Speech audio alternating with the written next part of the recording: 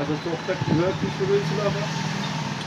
চোখ তো আল্লাহ রহমতে ওটা তো চুলকানিটা হইতে চুলকানি ছিল, চুলকাচ্ছে আর পানি ঢুকছিল, ময়লা পড়িল। সেটা তো আল্লাহর রহমতে ভালো। আল্লাহ রহমতে। আর এখন কি হচ্ছে তাহলে? এখন ওই হচ্ছে অ্যালার্জির জন্য আগের দিন ওষুধ নিয়ে গেলাম। মানে অ্যালার্জি আছে ওইভাবে, মাঝে মাঝে একটু চুলকাচ্ছে।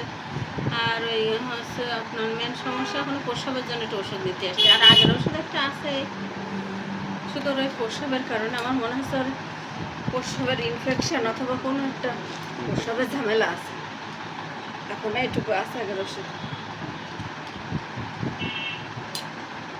কোনো কাগজও আছে সেদিকে।